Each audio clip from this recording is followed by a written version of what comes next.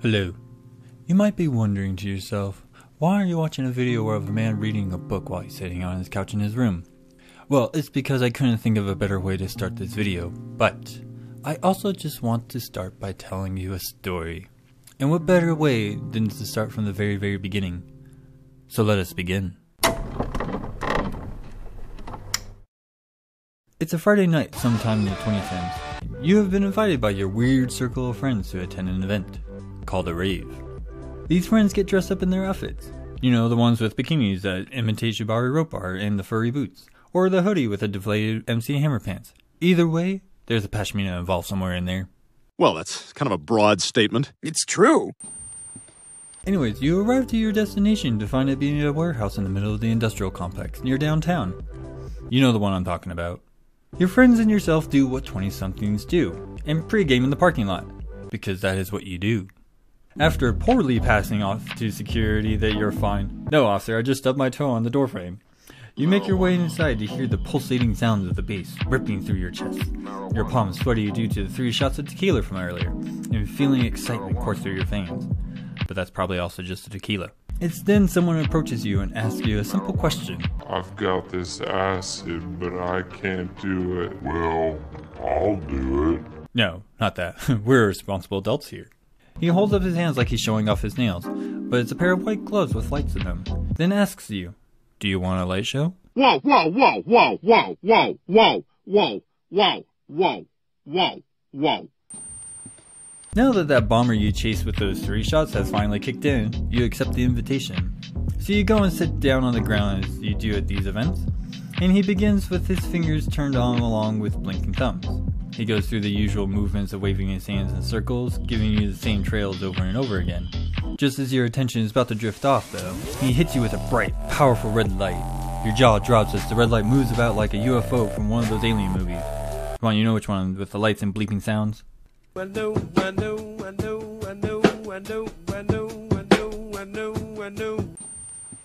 Then suddenly it changes to a bright blue light. Before you know it, you're transported to a place that is beyond time and space, an experience you have never embarked on before.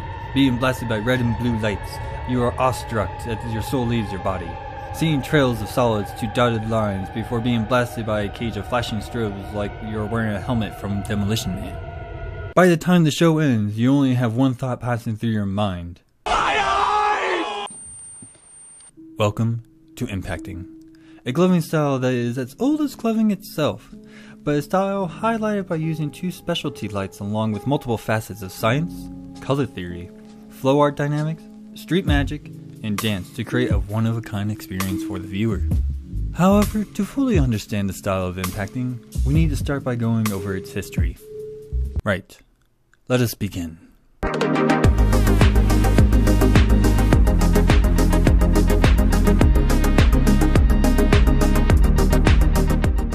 Impacting can be traced to the beginning of gloving's origins, therefore making it as synonymous to gloving as every other aspect gloving adopts that came prior. See liquid dancing, tutting, whacking, hip-hop, popping, locking, etc. The list goes on. When it comes to impacting, however, we have to talk about the microlight that the style has based its entire identity over, the iNova. So in the mid-2000s, a couple companies created a microlight that military service members, first responders, and outdoor adventurers could use for a variety of reasons. You could use it at the default setting where you press and hold to use the light to conduct Morse code with. A very handy trick if you're stranded out somewhere. They even do this in the Star Wars prequels. But if you hold down the button long enough, it activates the full functionality that the iNova lights are known for. The first mode being a bright solid that, depending on which company you got it from, can reach up to 50 feet. Very bright indeed. The second mode is being of lower luminosity, used for reading instructions without drawing too much attention to yourself if you need to be covert in any way. And the third mode being a pulsating blink flash acting as a beacon marker if you need to have a visual signal for people to locate you. Also very handy. But let's talk about the other features that this light has that separates it from all the other lights glovers use in their arsenal. The iNova timer. So, when this light is on full functionality mode, there is a 3-second window in which, depending on if you do it before or after the 3 seconds, will either move to the next mode on the light or turn it off. This feature gives the light capabilities to turn off the light at any of the modes and restart at the beginning again. But if you press and hold within that same window, the light will be off until you release the button again, moving to the next mode in the chain. Now, you can imagine the possibilities if someone learned how to incorporate this knowledge to a performance. And so, that is exactly what happened. Enter Teardrop and Wonton. Regarded as some of the godfathers of gloving, Teardrop and Wonton learned the power of different brightness levels deployed at proper times to give their light show something a little bit more punch. The surprise and shock factor was too big to ignore, so they kept utilizing it with their shows. The moves and sequences were simple and rudimentary in design, but easily displayed the results from the viewers' reactions. It wasn't until 2010 when we saw our first glimpse into what the style has become. Enter Team in Trance, also known as TNT.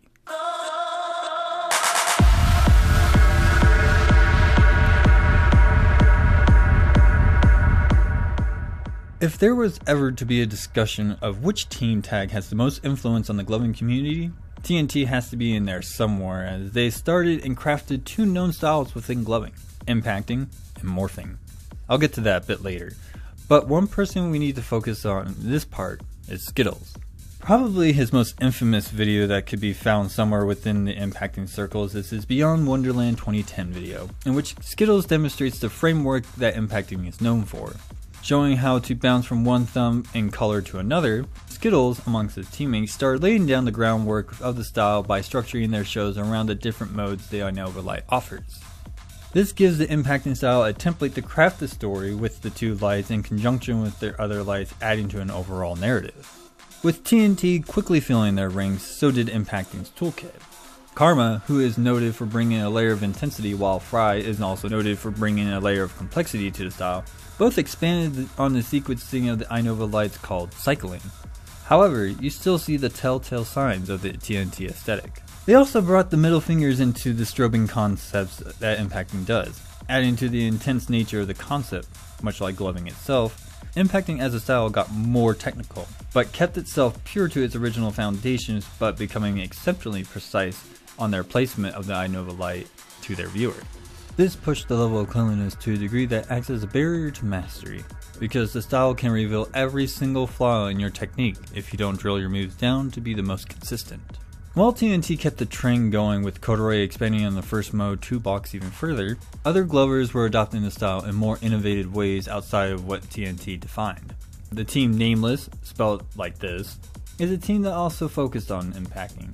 Team Photon has notable impactors, with Lust being an impacting feature on YouGotMoves.com. You also got teams like Impact Pals, Robo, and NorCal Impact Squad that have all brought different slants on the style. Impacting can be seen almost everywhere within the gloving community, whereas almost every team formed has at least one person who has studied and practices impacting, cementing its synonymous status within the art. The highest concentration of impactors online can be found in the Facebook group The Impact Asylum, where they practice, discuss, and share all things impacting. Now that we understand the history, we can move on to looking into the components.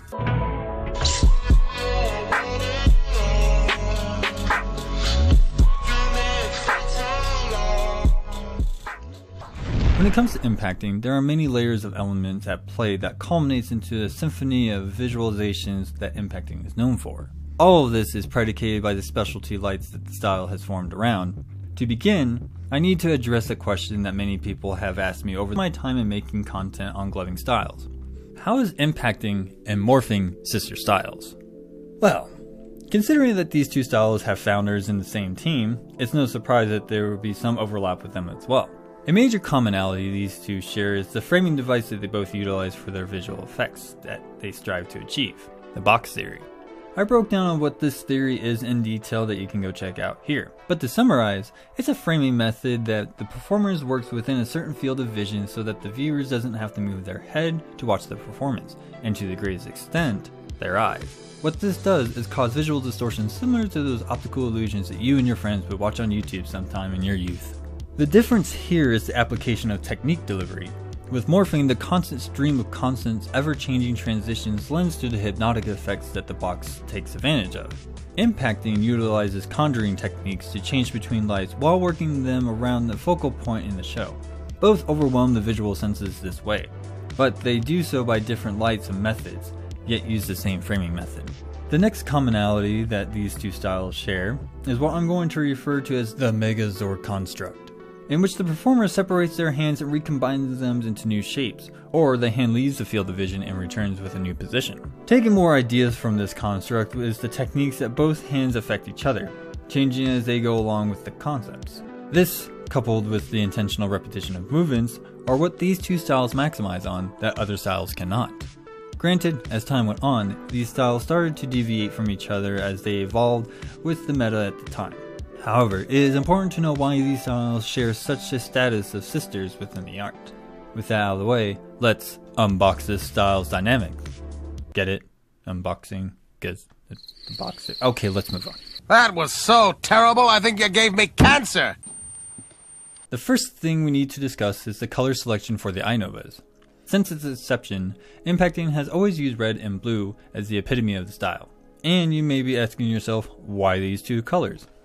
Well, the first thing you must understand is the science that is at play here when it comes to colors of light and their effects on the human eye.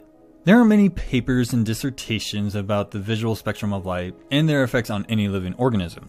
Color temperature affects plant growth depending on their stage of development. Color wavelength affects how our eyes see, and brightness levels affects what draws our attention. Let's focus on color wavelength, as this is what is at play for red and blue lights.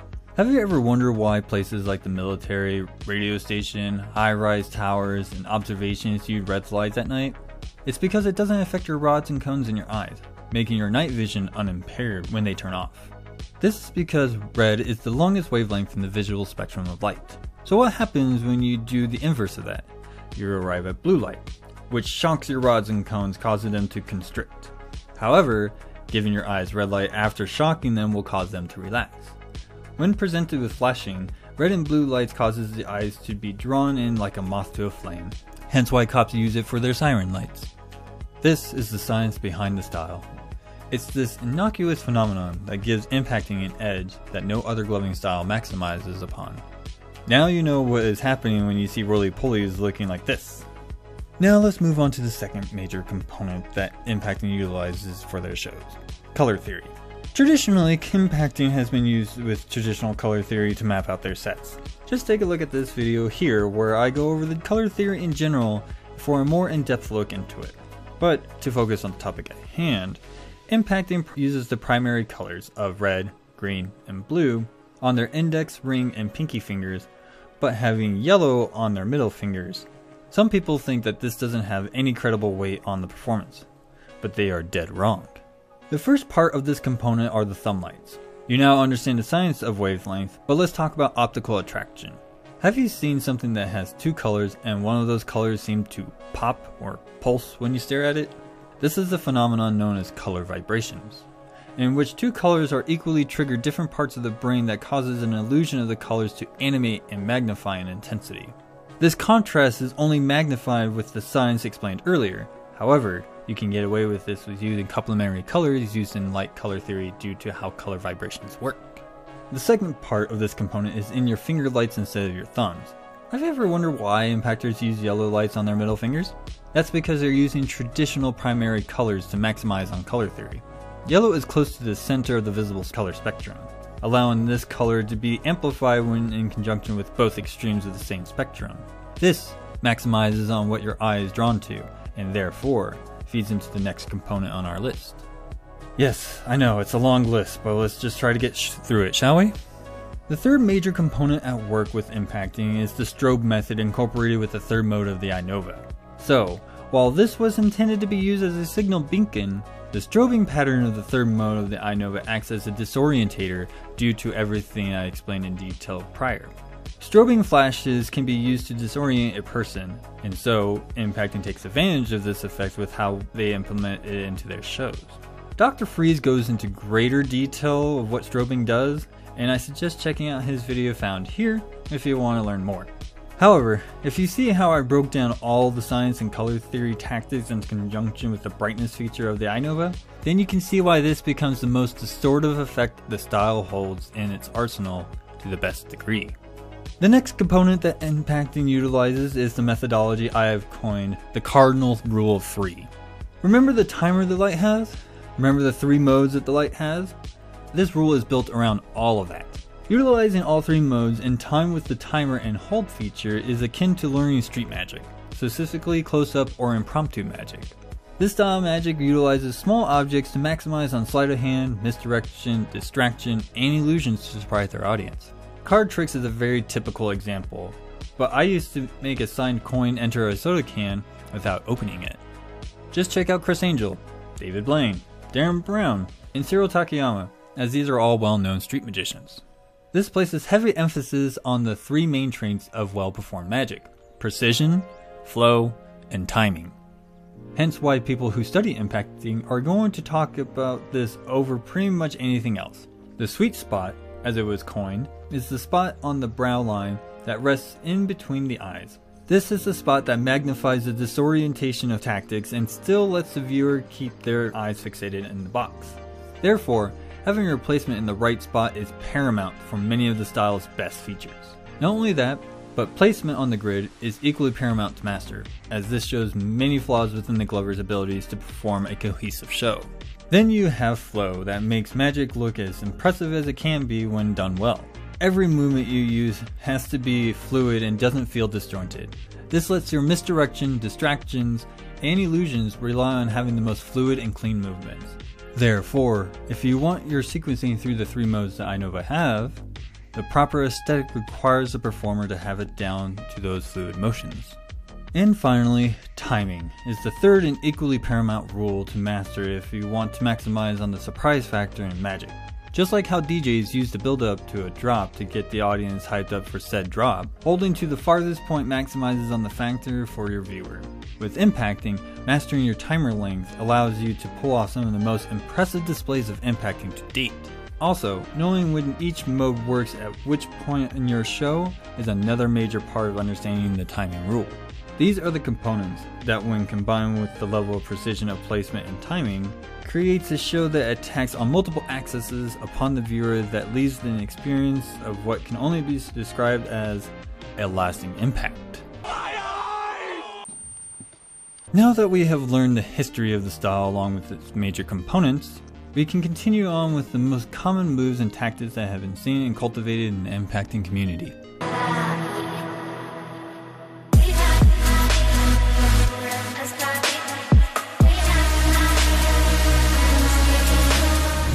Starting off, we have poke-throughs. There are two variations of this term. The first is the classic pass-through with the iNova light moving through the other hand's shapes, just like the regular ones do.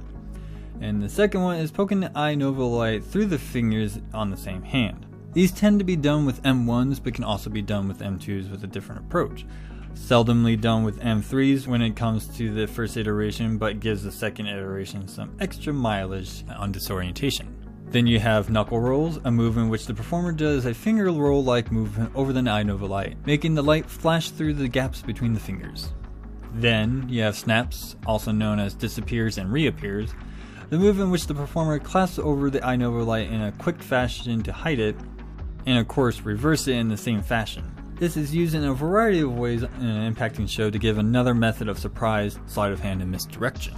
Then you got remotes, which are concepts involving causal sequencing using the iNova light as the source of the augmentation. This gives credence to the character storytelling aspect that the style is most known for. So think of it like a game controller. What? This is what people tell me to say. Leave me alone. Then we have flashlights, which is the move in which the performer shows the iNova light while it's clasped inside the hand. Look, I'm a cop. Play the clip.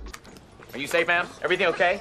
This guy bothering you? Huh? Bothering you? Hey, who the hell do you think you are? Then you have catches, the move in which the performer has the iNova lights placed in the palm of the other hand. The variations you will see is either turret concepts or spotlight concepts to add depth and texture to light manipulation.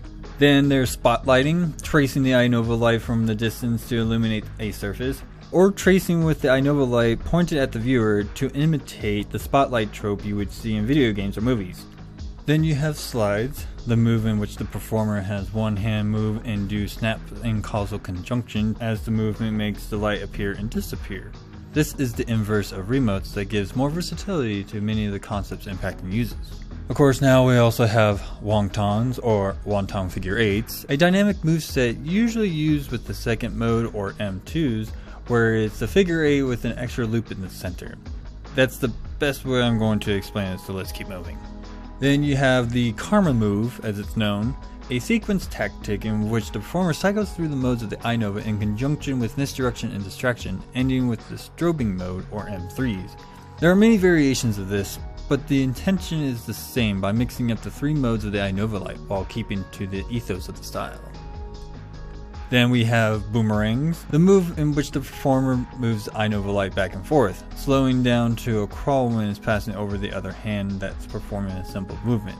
These movements are always parallel to each other, meeting in the viewer's center field of vision, being able to rotate around in new trajectories upon the 8 compass azimuths before releasing the light again. Then we have turrets, a term to refer to the other hand that isn't using the I-Nova light, usually seen being used with things like boomerangs, catches, slides, etc. This is something that sits in the viewer's center field of vision while using the I-Nova light to move about the space. This is almost equivalent to the base in platforming. Then we have the different clicks, which thank you to Starstream Tut for giving me all the demonstrations I need for this segment of the video. Starting off, we got the standard click, the method of clicking the light where it sits on top of the clasped hand. Then we got the fist click, clicking the I-Nova on top of the fingers like a fist. Then we have the knuckle click, placing the I-Nova light in between the fingers to click, typically between the middle and ring finger.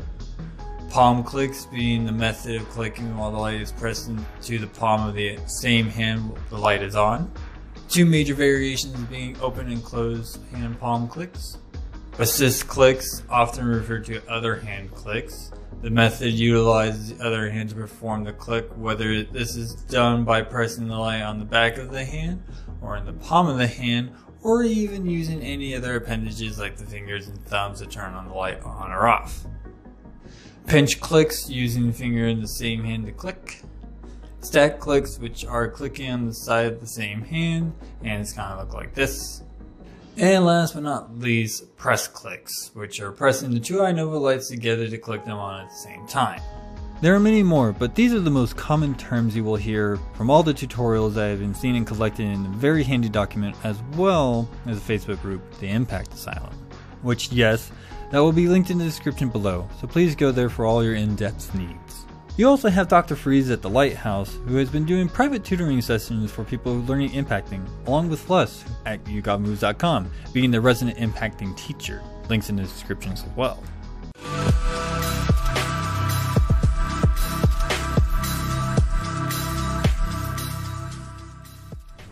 Something that sets impacting apart from all the other styles is the format that it adheres to as part of its identity. When you watch an impacting show, you can clearly see how they start their shows, how they expand upon their arsenal, and how they end their shows. Just like most gloving shows, there's no 2 shows that are going to look exactly alike, but it comes down to a glover's preference in what they throw in their shows. However, impacting has a formula that maximizes on everything I pointed out in the prior segments. So let's look into what this formula is and how they make it work. The first part, the intro. Just like every story ever told, you have to have a strong beginning. When it comes to impacting, the most typical openings you will see is both lights are off, or they're on M3s. This is to have your viewer focus on the fingers and get into an immersed state. Showing off your color scheme on your fingers may not seem important, but it actually acts as an anchor to set the box theory effects into motion before going into the next part. There is much debate on which color to start with, many of which advocate to start with red, while others advocate for blue.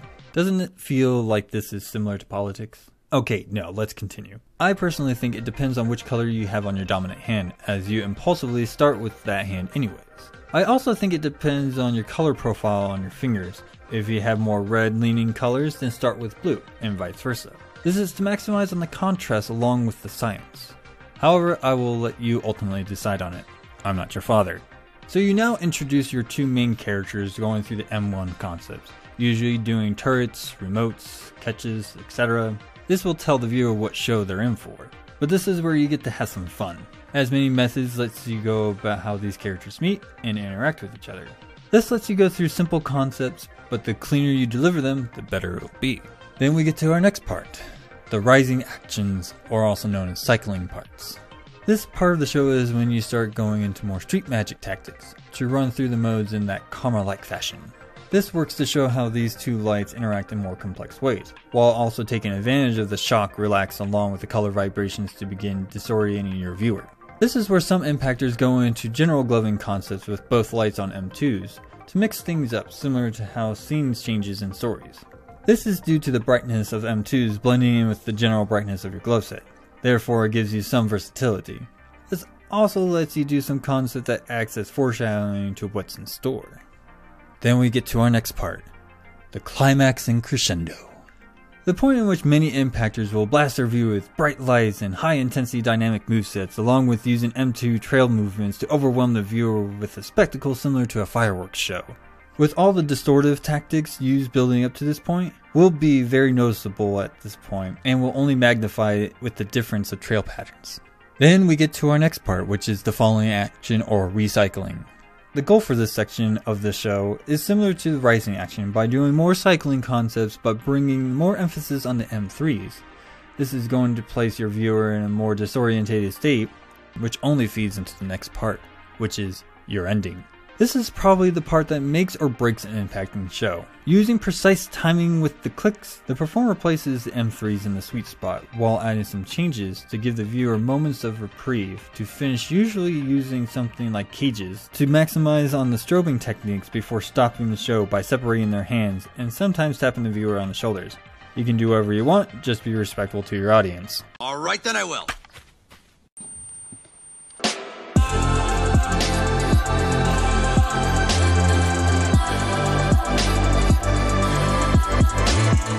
Impacting takes many skills to pull off well. The techniques comes down to what Havoc has stated in his tutorial video.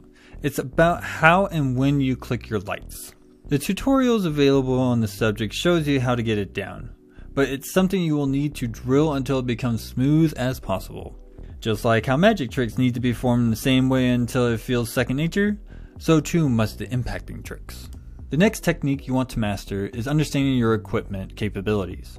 So, what do I mean by this? Well, when it comes down to the performers and their props, the best performers can maximize their skill set with how well they know their equipment. There are different variations of Inova lights out there, and it's important to know how yours work. In the military, the best weapon to use is the one you train with. Therefore, the same methodology applies here with your lights. The Inova timer won't always be the same between one chip and another. So it's going to take some practice to find where your timer is programmed to use it to its full extent. A true impacting master will be able to use each feature of the Inova light even when you cycle through your modes. The next technique to master is presentation. Not only does your cleanliness and precision pertain to your Inova lights, but the rest of your gloving movements have to be in the same caliber. The next part to this is the framing device, and I already spoke about it before, but I must reiterate the importance of it. Part of this is because impacting is a style intended to be performed in person, and thus you're intended to use the viewer's face as an anchor for your box. Now I know most of you are going to say, if impacting is done using box theory, then why can't you use a camera? Yes, it is true that a camera would let you practice this theory, as the camera does not move. But does a screen apply the same visual distortive effects on the viewer? Short answer? No, not really. Not unless you have a big television set and you sit up close to it. But even then, you're only getting a fraction of it. The thing that box theory relies on for the visual effects are the viewer's peripheral vision, which a camera does not have, or capture. Well, at least not a normal camera. 360 cameras and VR cameras exist, so it's a matter of collecting the actual data to prove it. Nonetheless, the peripheral vision is the key to how box theory works. So when you watch many impacting shows, specifically the ones that are done at venues and festivals, notice how the performer places things intentionally in these specific areas. This is how they do it. Your eye will notice things in your peripheral more often than you do in the center view. So any style that utilizes box theory is going to take advantage of this. Magicians have long mastered the performance of showmanship, as this is what sells the show to the audience. Whether it be a whole crowd while you're on the stage with your trained elephants behind a giant curtain, or just by a few shakes and shuffles while reciting those magical words of abracadabra. Hey, that's racist. Wait. You see it done with such clean, precise consistency required for the illusions to work. These are the techniques behind such a distinct style that is as old as gloving itself. This is also one of the only styles that really has its own vocabulary of movements, and no other style really has, except conjuring partly. Yet, there is still more to learn about what we haven't even touched on yet.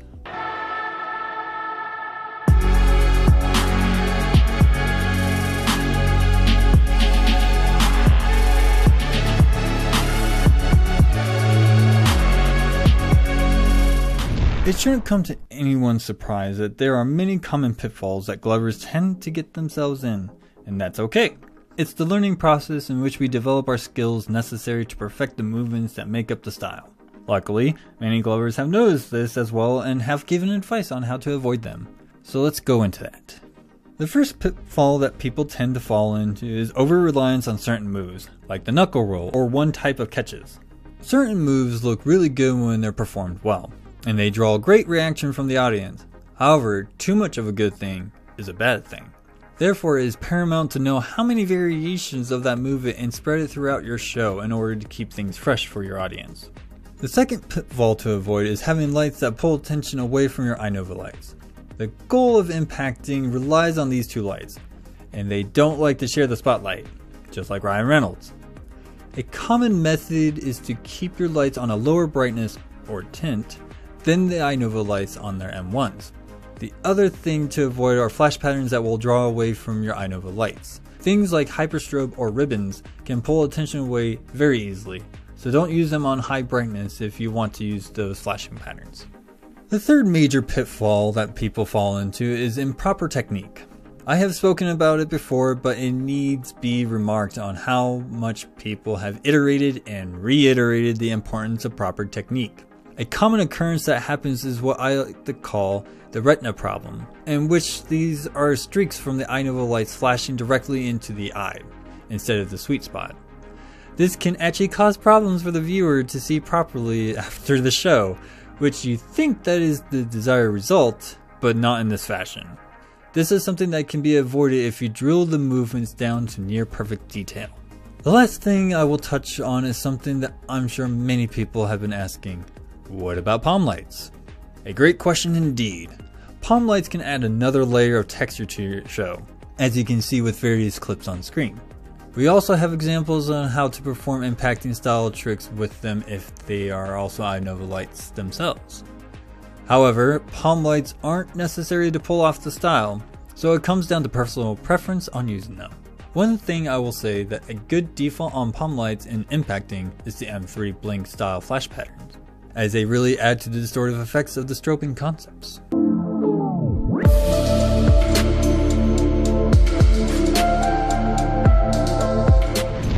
What else can I say about impacting that no one has said already? This is the style that comes to mind to the average person when they think about gloving. It is the first distinct style that has set the foundations for almost every other gloving style and will continue to do so until the end of time. This style even has variants based on other style tactics you adopt into your show. Adding it to platforming gives you a video game aesthetic. Clocking gives you multiple cycling sequences that goes well with the causal sequencing. And morphing gets a focal point for the amoeba construct that changes colors. However, the road to master this style is not an easy one to travel. There are many obstacles that you will have to overcome. You will make many strides, but also land in many pitfalls. However, the payoff will pay for itself in spades when it comes to learning the core of what makes gloving the nexus of expression that it is. So that only leaves one question. Where's the best place to learn impacting? Well, I'm sure I've stated many times before in this video, but to give one final iteration, the best place to go for everything is the Facebook group, The Impact Asylum. I also have a link to the Impacting Encyclopedia that has many links to this group that I will have linked in the description below. However, if you're someone who's under the age of 25, then I suggest checking out Dr. Freeze on YouTube and TikTok, as he's currently making tutorials and choreos for impacting, as well as providing private courses on learning impacting on a highly advanced level. You also can go to yougotmoves.com and book a session with Les as the resident impacting teacher there, as I stated before, but I'm just giving free shills here, so do what you want with it. It's free real estate. And that is the story of impacting. an innocuous style within the gloving art that is so synonymous with the art itself that I don't think that the art itself can be identified without it. I would like to thank everybody who's gotten to this point in the video, and I certainly hope that you would like, share, and subscribe to my channel to help me make more gloving content. If you want to help me out any further, you have the wonderful opportunity to donate to my Ko-Fi, which you will find all the links in the description below. Until next time, my fellow glovers, I am your host, Peter aka LPD Dubuque, and I'll see you guys all next time.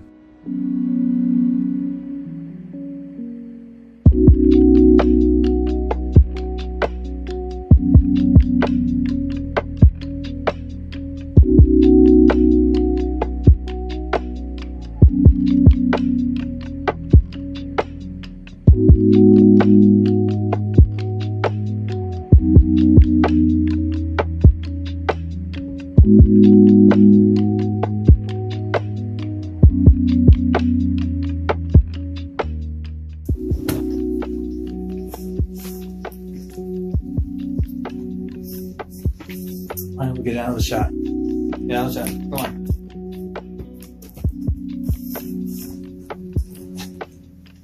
Where are you looking? Come on. Yes, I see you.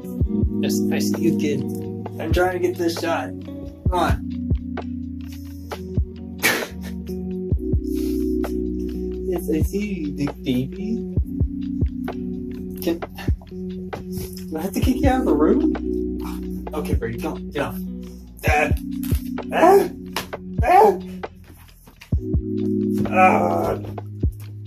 Come on. All right.